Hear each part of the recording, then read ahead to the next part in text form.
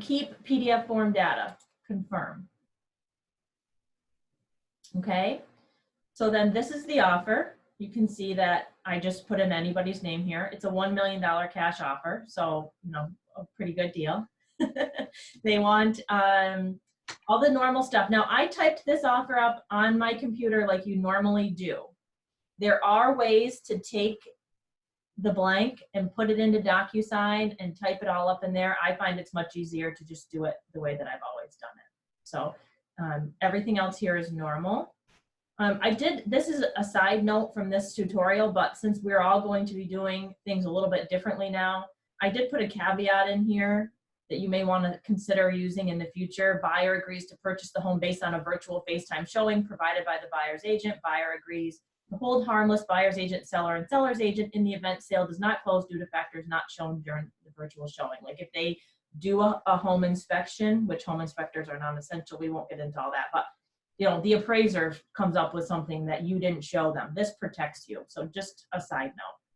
But anyway, so you have to go through and mark where you want them to initial.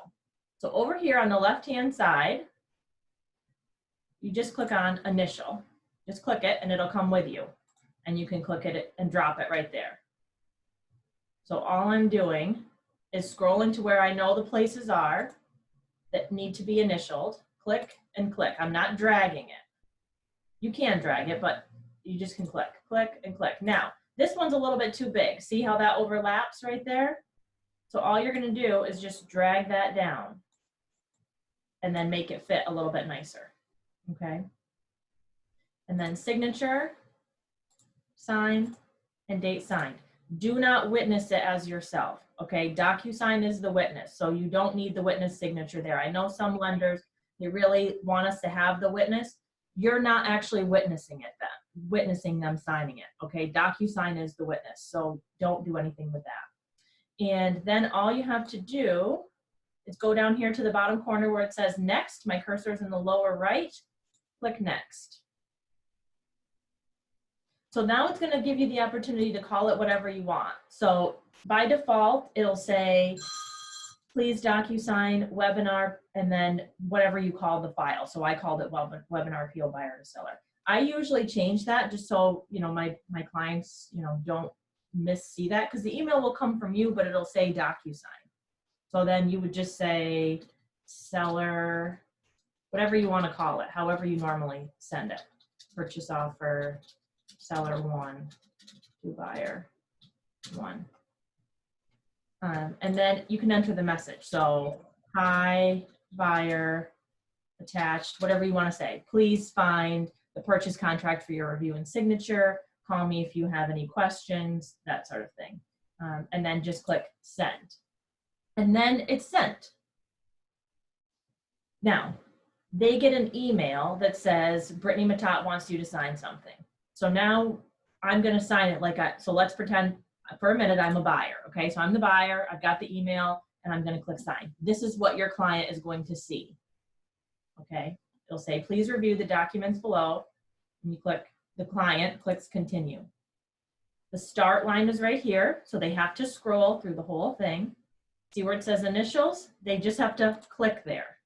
Now, because I've used this before, DocuSign knows my initials. So your clients will have to either write their initials if it's a touch screen, or do it with their cursor, or they can just choose an adaptable signature, and then it will remember for them for next time. So you're going to click, click, click, and then sign. Then up at the top here where it says finish, upper right corner, finish. So now it's completed. So as the original sender, the buyer's agent, I get a copy. The buyer gets a copy, and Liz gets a copy, because remember, Liz was my listing agent in this scenario. So then I would pick up the phone and call Liz and say, you just got an offer from me, please review it and send it back. So if I'm in my DocuSign account, which now I'm back, and I go to manage, up here at the top I am, and I'm going to go to completed right here. You can see that there's a green check mark and it's completed. If it was not completed, if we were waiting, for someone to sign, under waiting for others is where it would be. So if you have multiple people, it's common for the first person to sign, and then, you know, they say, okay, it's all done, but you're still waiting for the others. Okay, so that's a common thing. And another common thing I run into, especially with couples, is maybe they have one email address that they're going to use. You can use the same email address, just put the names in differently. So if we go back to the beginning on how we started that, I'll show you how to do that real quick. And you click here, and I'll use the same document again. We're not going to go through the whole thing again, but I'll show you the signer part. So if I went here and Brittany Matat is my first person, and then I go to add recipient, and you know, my husband is going to be the second recipient, but he wants to use my email address for whatever reason.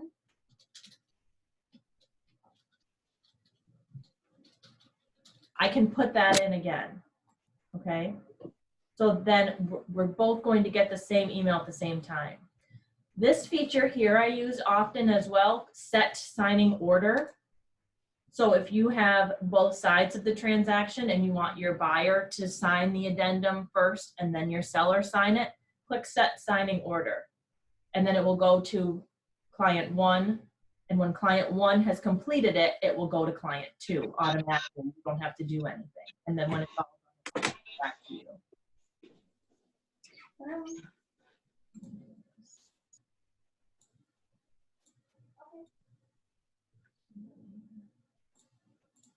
Okay, so is there any questions on the simple signing part?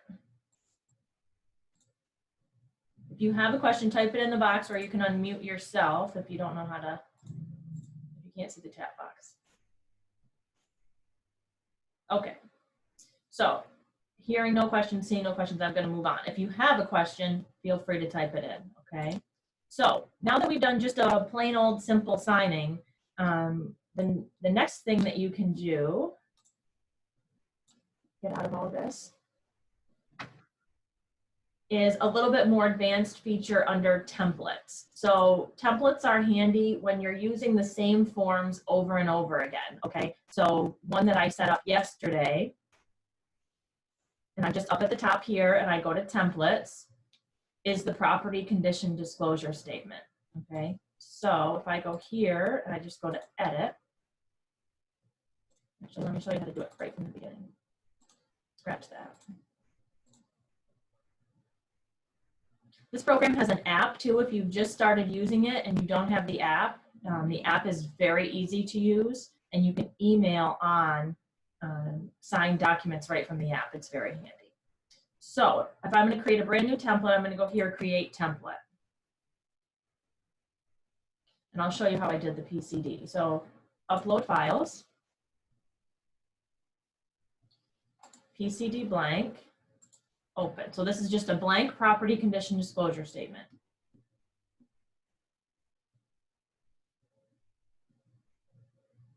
And then next. So what you're doing with the template is not necessarily sending it to someone right today, but having it ready to send in the future. So placeholder with this would be seller 1. If you wanted to, you could set up more than one placeholder. I would suggest setting up one. You can always add them when you go to actually send it. It's easier to add than take away. Same box that we saw before. So we're going to go keep PDF form data and then confirm. So it's completely blank. So I'm going to take the name placeholder and put that right there. That would be the name of my seller. Property address. Well, that's going to vary from property to property. So you take text, this box right here on the left, and drop it here. You can drag it with the lower corner to make it bigger. Now text is there. Scrolling down a little further, and I gotta move you guys out of the way so I can see. So these are our normal questions, right? So again, you're gonna need the text boxes there for the seller to be able to answer the questions. So you put them all in. I won't do all of them. And then you're going to put them in the drop boxes. So you're going to do a checkbox for each one. So Do you see why this would be important to do as a template? Because every time you list a property, you don't want to have to set this form up. Okay, so if you go through and do it this way, then it's set up, and I'll show you what the finished product looks like. It took me like maybe half hour, 20 minutes yesterday to put this all together, but then it's done. So the only other thing I will show you is this one needs a text box. Does anyone else claim to own any part of your property? If yes, please explain below. Text. But they may not need to use that. So up here, where it says required field, where my cursor is on the right-hand side, I'm going to uncheck that box. So now that is not a required field for my seller. It's optional. And you can see the difference, how this is highlighted all yellow, and this is just outlined. This is required, this is not. Okay, so if we filled out the whole thing, let me show you what it would look like. You'd have the opportunity to review it here, and you would click Save Template. You call it whatever you want to call it. I'll show you what a finished one looks like because I did it yesterday.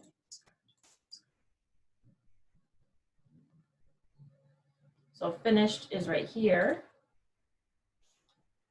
And we're going to go to Edit. Next. I already have my seller one here. Next. And then I do my full name and my text. Those are all required. I put check boxes next to each option, and then the fill in the blanks are all optional. So then you just would do that all the way through. At the very bottom, the seller signs. Okay, next. Save template, call it whatever you want to call it. I called it PCD. Okay, so now it's saved, now it's in there. When I'm ready to use it, when I'm ready to list a property, I'm going to click Use.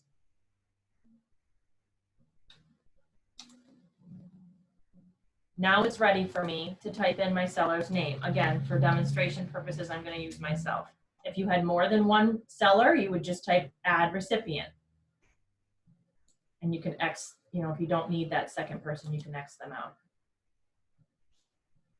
If you wanted to send a message to them, here's the PCD that we discussed. Please give me a call if you have any questions, whatever the case may be. And then you just click Send. Maybe not.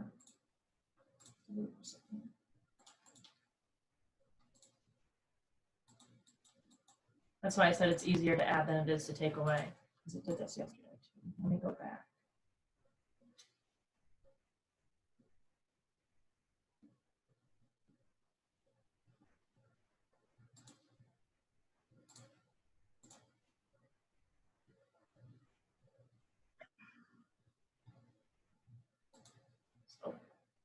Excuse me. We start here again under Use.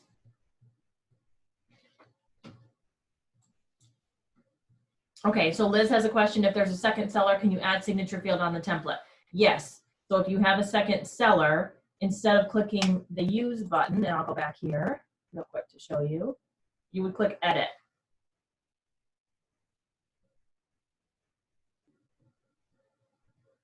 Documents.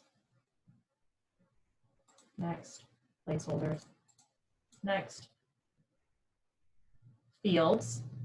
Right here, and you would have added a second seller, and you would be able to add that for second person right there. So add placeholder, done, and then you'd be able to go down and add. They just need to sign, because as we know, when you fill this out live, if there's one or more sellers, one fills it out and they all sign it. Okay, so same idea here.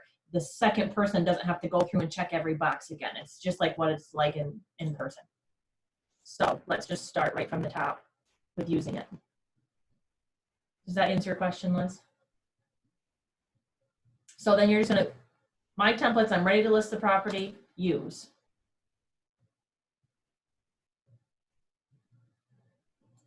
It's gonna ask me the name.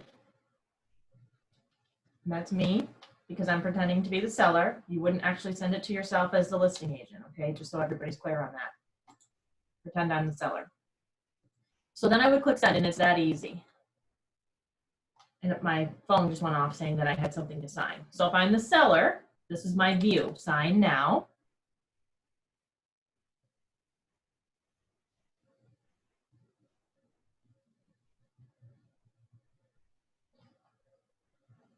Continue. Again, this is your client's view. So if your client calls you and says it's asking me for something, it wants them to type it in. So then the client can type it in just like normal. Just like they were writing it in, and they would type in 5 years, and they would type in whatever else. And then you get down here, does anybody else other than yourself? Okay, hopefully they say no. Does anyone else claim ownership of your property? If they say yes, now this box they can type in. Okay, and they're gonna have to fill it all the way out in all the required boxes. And then they sign just by clicking, and then click finish. Now, I didn't do them all, so see it prompted me back up here. So it's going to do that for your client too. If they skip a box, it's going to prompt them up to redo that.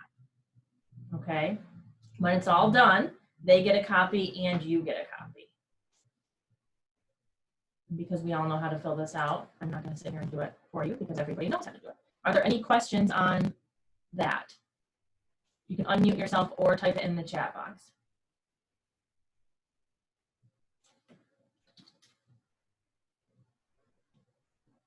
Okay, so the templates is very helpful. I just started using that very recently, actually, and another way that you could do it would be to put together a listing, an actual listing packet, where you upload the listing contract that you use. I know some of us use the state one, some of us use St. Lawrence.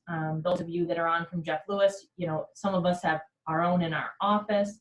So you could set that up under templates and actually create a template with your listing contract, with the PCD, with the lead paint, with your agency agreement. So then you would just click listing packet and then everything would go right to the seller. It takes a little bit of setup work on the back end, but while we've all got a little bit of downtime, this is a good time to do it, because even when we can get back to doing face-to-face, you know, I've been using DocuSign for 5 years and storing electronic signatures 5 years. I still print things. I'll still put them in the file in the office because that's what my broker likes me to do. But I have at my fingertips, if I'm traveling or out of the office, all of my signed documents are stored in the cloud securely on DocuSign. So I just have some other templates set up. Again, just an agency. This is if I'm a buyer's agent. This is for buyers if I'm a seller's agent. So if we look at that one real quick, you can see how this is kind of already filled out over here with my name, my office name, that I'm a seller's agent, my buyer's name, that they are the buyers, and signing. Okay, so you can have those all preset. And the very, very good thing about using, especially when we're doing everything virtually right now, substantive contact, we're used to substantive contact being when we meet at the house. But if you're doing everything virtually, you may do a lot of steps before you actually meet face-to-face, if you ever meet face-to-face. And this isn't an agency class, I'm not going to get into that, but substantive contact is not just meeting in person, right? So when you're talking with clients that are still calling us and they want a list and they want, you know, and they're video walking you through the house and you're going to do a CMA, you should do an agency with them. And if you have a template, you can just send it right off to them and then it's done. I do this with buyers all the time. Before any of this ever even happened, buyer calls me, wants to see a house. You know, this is also a great time to say, are you working with any other agents? If you have, you probably have seen this document, and they say, oh yeah, I'm working with so-and-so. You know, so you would want to send them back to the person that they're working with typically. But this is the buyer's agency one that I have set up. It also gives you an opportunity to capture. Yes, Pollyann just sent me a text and asked, can you sign the agency disclosure in person? Yes, they can still do that. If you mean, if I am understanding what you mean, if you send it to them and they sign it, yes, you can still do it in person. But right now we're not supposed to be meeting people for any reason. So that's why this is handy, because you can capture their email if you don't already have it and send it to them. Yes, you can have them sign it in person on DocuSign. I've done that many times on my iPad.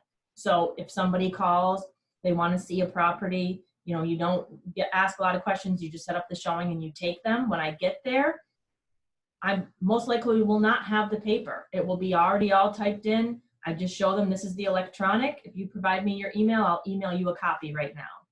Then they get a copy of what they signed. So this is the buyer one already filled out if I'm going to act as a buyer's agent. or show a listing in my office. Advanced informed consent to dual agency, it's already all filled out. And of course, we don't want to just be having them sign blind. Again, this isn't an agency class. You would need to explain the agency just like you would in person.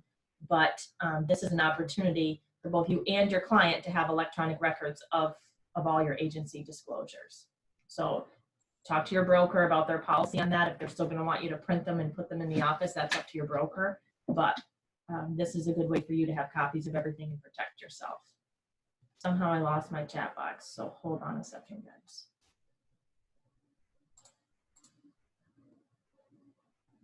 Okay, so does anybody have any questions on the templates? Okay, I'm going to move into doing a correction. If you have questions on templates while I'm doing that, please feel free to unmute yourself or type a message in the chat box.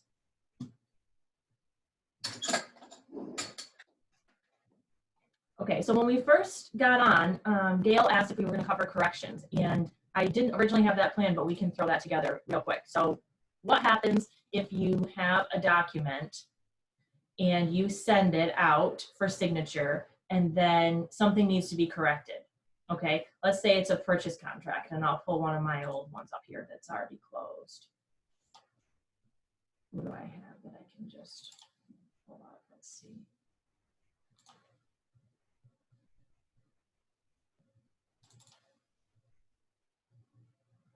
This one might be available.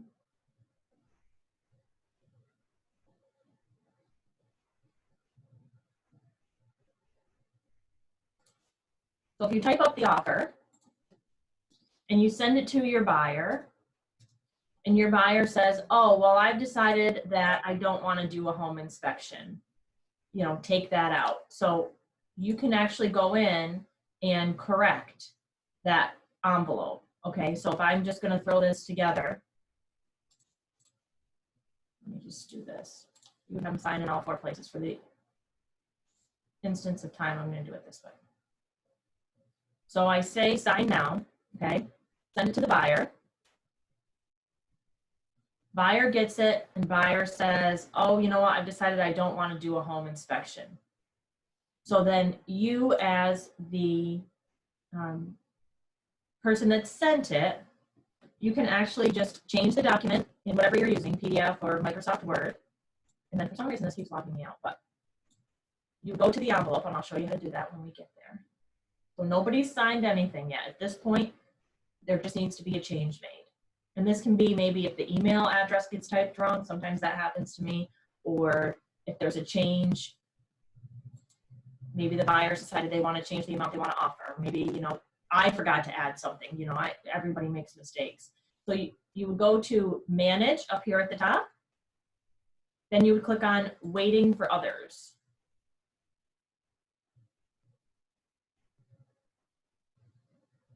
Maybe, or maybe action point.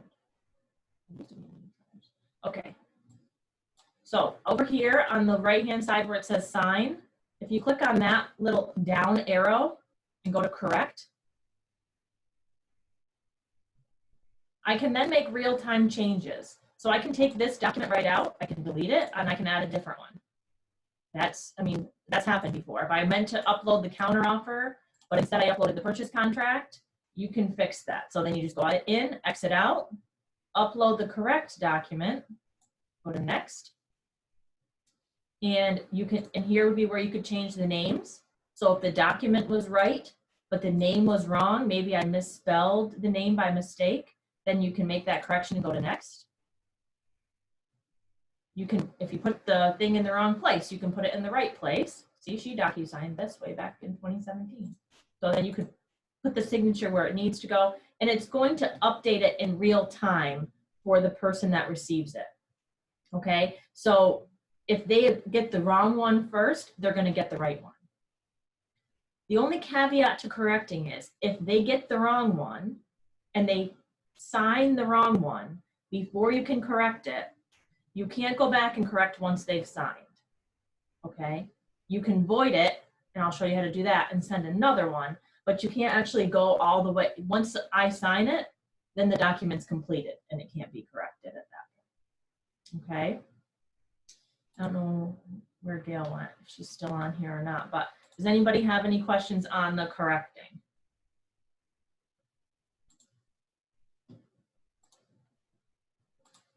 Okay. So,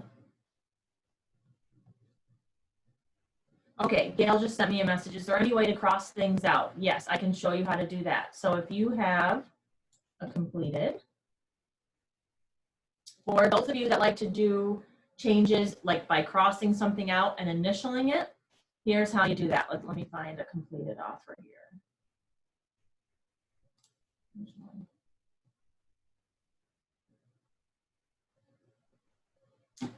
So if I have a document that's already been signed, either in person or through DocuSign, I'm going to add it to a new envelope. So we're starting brand new. Go here. Go here. I'll use this one again. Next. Same me. Next. Keep form data again. So over here on this side, there is a markup tool. Actually, somewhere there was, let me see if I can find it. I don't use that feature a lot. So you could do this, I suppose, and make a line. So you would go over here to the left-hand side, click markup, start the line where you want it to go. Okay, so I want to start it right here, and I want to strike through that. Then you would go back up to the little custom fields right there. Oops, standard field. And you would select text and put the text right there. Now this is different than the text that we did on PCD because I'm not going to let the seller type that in. I'm going to type it in. So if we want to change the offer to $60,000, then I would put that right there, and I would go over to initial,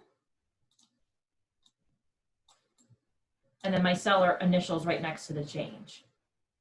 Okay, let me delete this one because that was just a demonstration. So then if I go to next, I'll show you what it looks like for the seller to see. And you can do the same thing in the correction of a document. Continue. So now this is the seller's view. Everything else is the same. They see the red strike through, they see the price change, and they initial next to the change and click finish. So if you like to make the changes that way rather than doing a whole new offer, you can do it that way.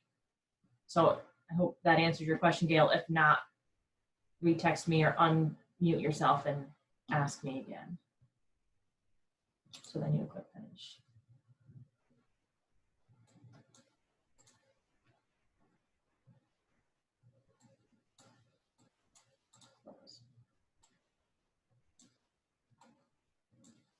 Okay, so does anybody have any other questions about anything else we haven't talked about?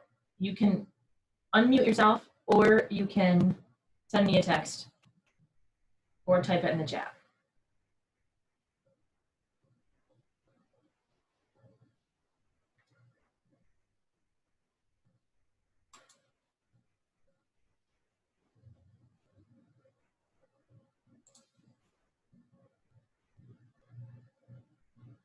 How do you void one? Okay, that's what I was just going to do. So this one, under action required right here, I check the little box right next to it to the left, check the down arrow, and go to void. Reason for voiding, they're going to ask you, I mean, buyer changed their mind. Void. That, I mean, you can put in not applicable. You can type anything you want in there, and it will come up, Decker to Davis was voided. The person that you sent it to is going to get an email that you voided it, and you will get an email that you voided it. And then if you go under completed, I believe they put it in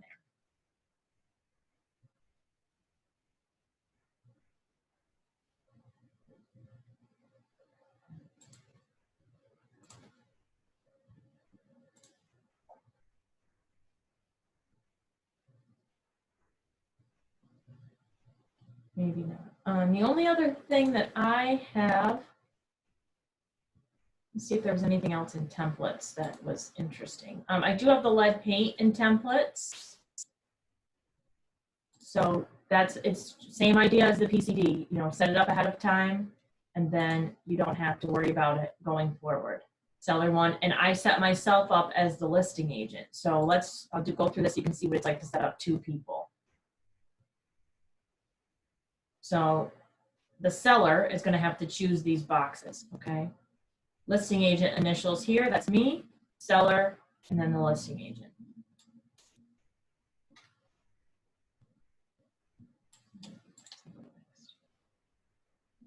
And then save template. I did it yesterday. Call it whatever you want to call it. And then when you're ready to use it, you would just click use. Oops, click on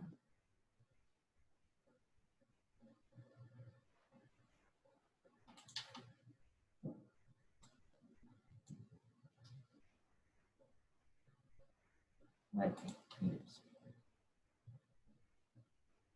And see, now it's got 2 form fields here. So if I just did test buyer, test123 at nowhere, like whatever their email is, and then I'm the listing agent.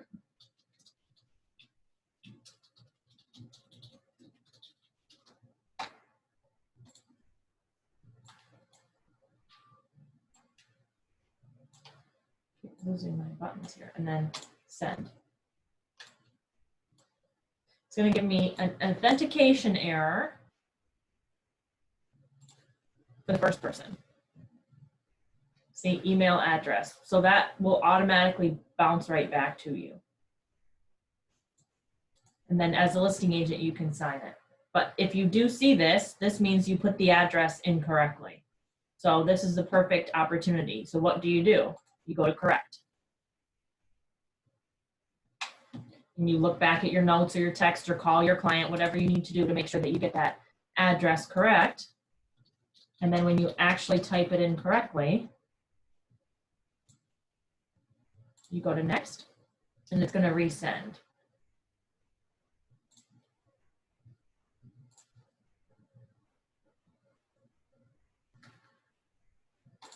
And now it says it's my turn and I have to sign, and it'll prompt me to sign it as the seller. And then it's going to prompt me again to sign it as a listing agent. So once your seller signs it, you'll get notified and you sign it at that point. So if I'm the seller, seller has no knowledge, seller has no reports, seller signs. And so this is saying what we have typed in is this, Brittany Matat, but you said the name was test buyer. Do you want to sign in anew? So I'm just going to say you saved because this doesn't mean anything, and then finish.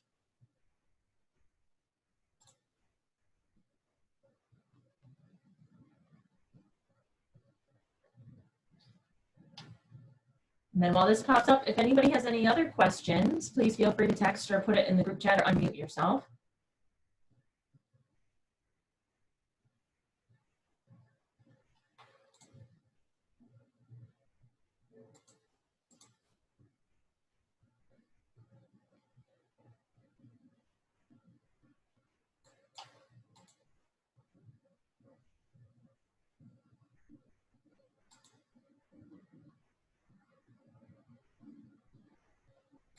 Sign.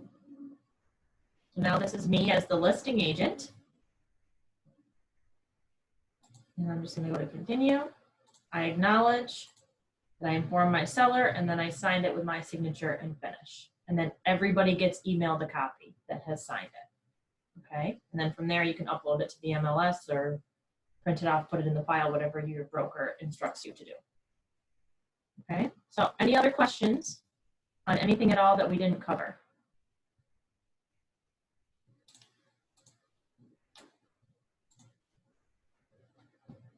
Okay, so I recorded this whole thing, so I will send this out to those of you that want it for future reference. You can always reach out to me if you have questions.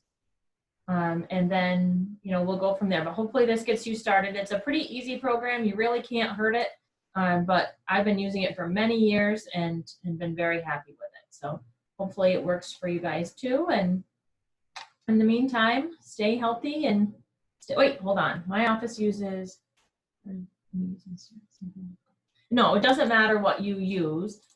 You guys use Instinet because Instinet is provided through CNYS, through your board. So that's why you use it. I've never used Instinet. I don't know. We had another program in our board that I found to be way more complicated than this. I was using DocuSign. I tried the other program and went back to DocuSign. Obviously, you have to pay for this, but for me, it really works. It really saves time and it saves paperwork, and I don't have to worry about not having, everything taken care of. And I can have documents signed from anywhere. So you can set up a document on your phone.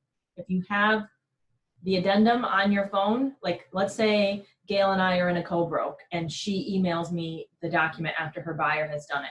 I can go right on the DocuSign app from my phone, plop the little signature fields and send it off to my seller without ever even having to come into the office, without having to scan and email and all that. It's so, so easy. And I really like the feature of CCing the cooperating agent, because then I don't have to watch my email. Okay, the buyer signed the offer and sent it back to me. It just automatically goes right to the listing agent. Very helpful in multiple offer situations, because then you're not watching your phone waiting for that to come in. So I find it very helpful and useful. Maybe everybody won't. That's okay. But I hope that this was helpful for you guys. And certainly if you have individual questions, please feel free to reach out and I'll be happy to do anything I can to help you figure any of that stuff out. So, okay. So if nobody, oh, hold on. Who's that? Thank you.